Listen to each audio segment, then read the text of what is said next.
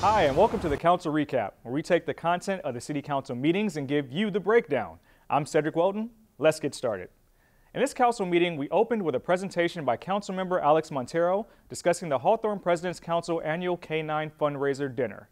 Montero presented Chief Gary Tamatani and the K-9 unit with a check for $15,000 that was raised at the dinner. In the resolutions portion, there were two resolutions this week. Resolution number 8426 was approved, which reviewed the budget allocations for elected officials for the fiscal year of 2023 to 2024. Resolution number 8425 was passed, which allows the Public Works Department to apply for grant funding under the Transformative Climate Communities Program. The TCC program was created to further the state's efforts to empower communities most affected by pollution. This grant will aid in designing a greener and environmentally friendly city.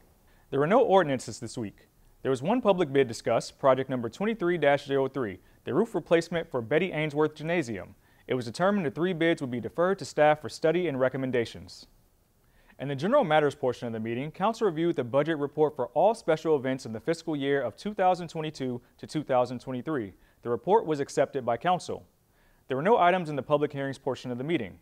There were 5 items on the City Manager's consent calendar this week, which saw the following: the approval of the first progress payment in the amount of approximately $334,000 to Elecnor Belco Electric for the Hawthorne Mobility Improvement Project. This project includes traffic signal upgrades at 3 different locations.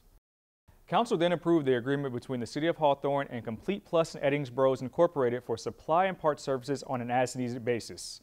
These services include providing, delivering, and record-keeping of parts and supplies for city-owned fleet vehicles.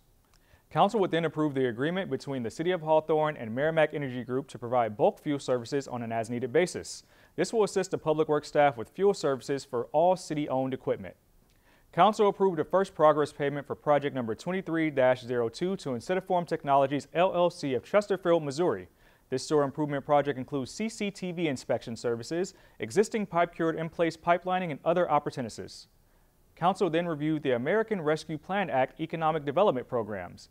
An amendment to the consulting services agreement with HDL Companies was approved after a presentation by Senior Advisor Ken Duran of HDL Companies gave a presentation of each program. And lastly, Council approved an agreement with Parkhouse Tires as the primary service provider on an as-needed basis. These services include service, repair, disposal, and supply of tires for the city's fleet of vehicles. Southern Tires Mart LLC will be used as an alternative as needed. There were no items on the City Attorney's consent calendar this week. That's all from the meeting this week. Thank you for joining us for Council Recap. Remember, you can watch City Council meetings in their entirety by going to www.youtube.com and searching for Hawthorne Community Television. See you next time.